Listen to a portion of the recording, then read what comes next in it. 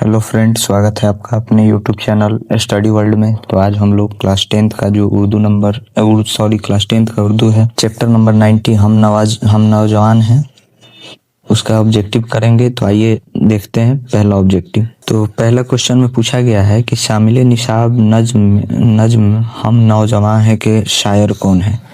तो इसका जो सही जवाब होगा वो होगा परवेज साहदी, यानी कि option number C, Parvez Shahidi, यानी ऑप्शन नंबर सी होगा।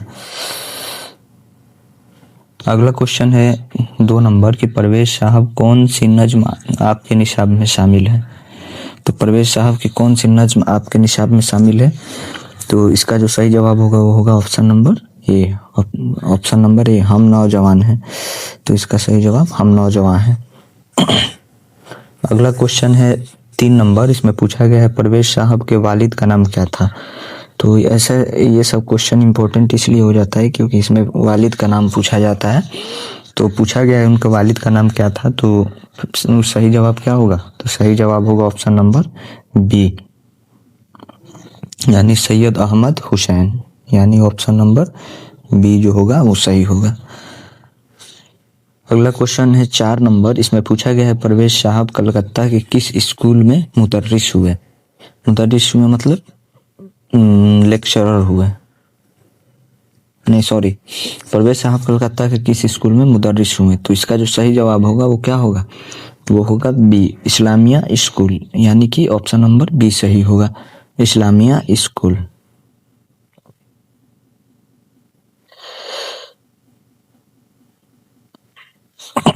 अगला क्वेश्चन है 5 नंबर की परवेज साहदी ने मुलाजिमत की शुरुआत कहाँ से की। तो इसमें पूछा गया है कि परवेज साहदी ने मुलाजिमत की शुरुआत कहाँ से की। तो पहला ऑप्शन है कोलकाता, दूसरा है पटना, तीसरा है गया और चौथा है मुजफ्फरपुर। तो इसका सही जवाब होगा वो क्या होगा, ऑप्शन नंबर ए, यानी कि कोलकाता से उन्होंने अपने मुलाजिमत का शुरुआत किया। अगला क्वेश्चन है 6 नंबर की परवेज साहदी की पैदाइश कब हुई। तो ये क्वेश्चन थोड़ा इम्पोर्टेंट इसलिए हो जाता है क्योंकि पैदाइश वफात से रिलेटेड जितना भी क्वेश्चन होगा वो सब जरूरी होता है। तो इसमें पूछा गया है परवेज साहदी की पैदाइश कब हुई।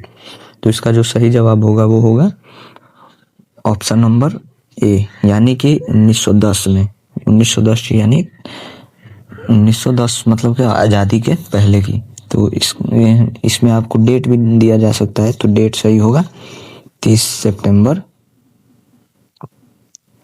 1910। इसका सही जवाब होगा ऑप्शन नंबर ए। अगला क्वेश्चन है कि कितने साल की उम्र में परवेज साहब का वालिदैन का इंतकाल हो गया। तो कितने साल की उम्र में परवेज साहब का वालिदैन का इंतकाल हो गया।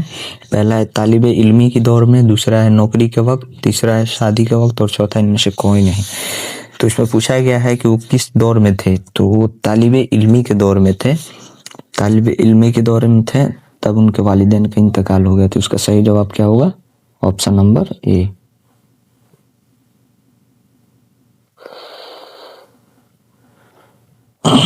अगला क्वेश्चन है 8 नंबर की परवेज साहब का असली नाम क्या था। तो परवेज साहब का असली नाम क्या था।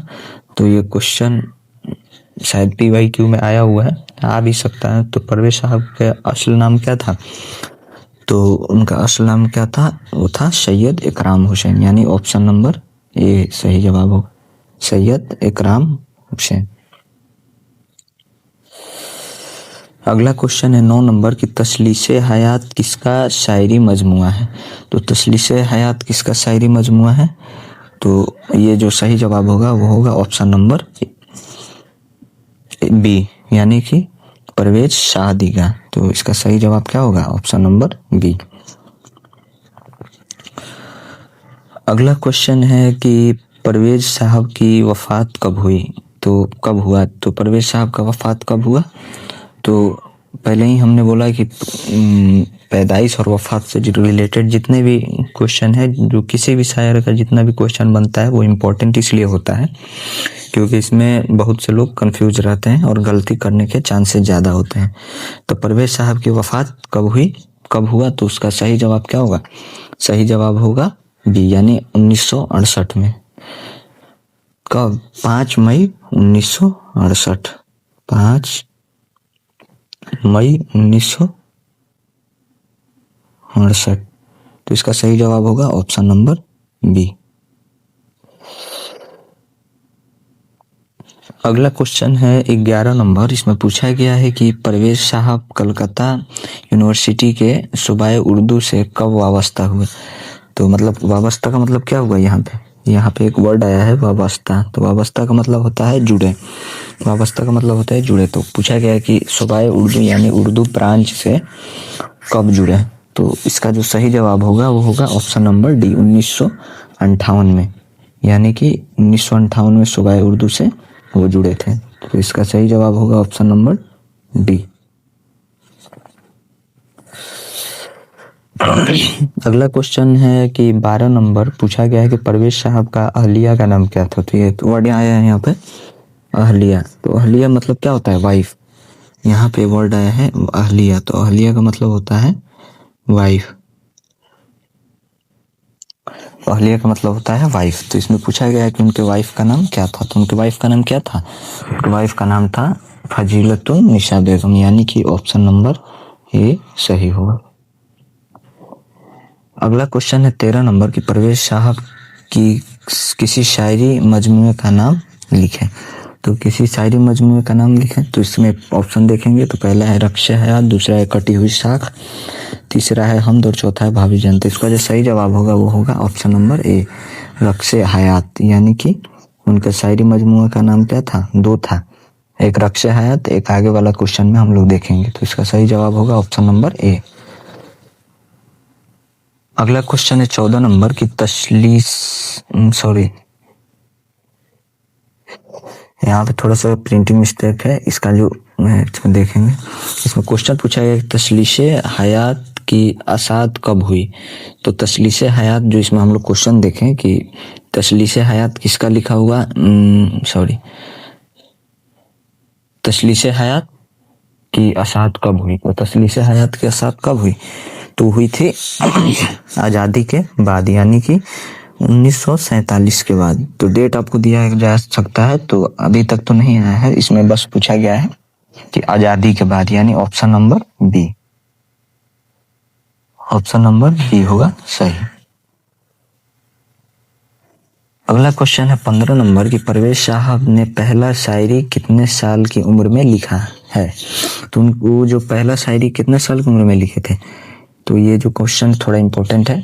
पहला शायरी उन्होंने महज 8 साल की उम्र में लिखा था। यानी कि 8 साल के थे कि वो पहला शायरी लिख दिए थे। यानी कि इसका सही जवाब होगा ऑप्शन नंबर ए।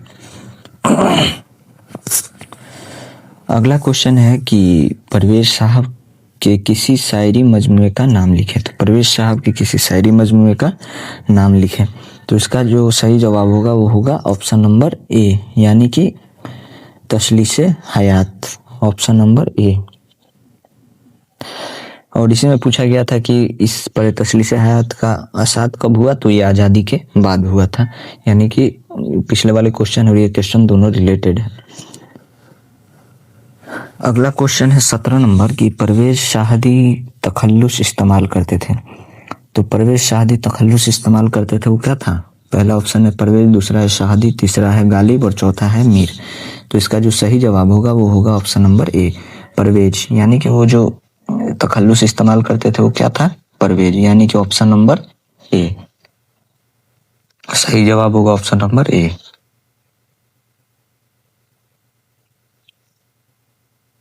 अगला क्वेश्चन है 18 नंबर। इसमें पूछा गया है कि आतिश के माने क्या होते हैं। तो इसमें पूछा गया आतिश के माने क्या होते हैं। पहला है आग, दूसरा है हवा, तीसरा है पानी और चौथा है जिन्नात। तो आतिश का मतलब क्या होता है? आतिश का मतलब होता है आग। यानी कि ऑप्शन नंबर ए। इसका सही जवाब होगा ऑप्शन नंबर ए। अगला क्वेश्चन है कि रक्स के माने क्या होते हैं। तो रक्स के माने क्या होते हैं? पहला है लड़ाई, दूसरा है धोखा, तीसरा है नाच और चौथा है बहुत ज्यादा गुस्सा। तो रक्स के माने क्या होते हैं? वो होता है नाच। यानी कि option number C. Option number सी।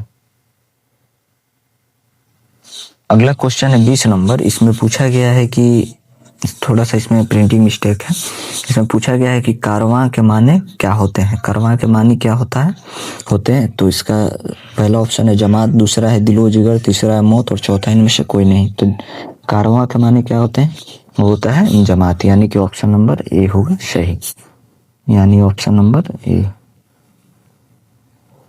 होगा।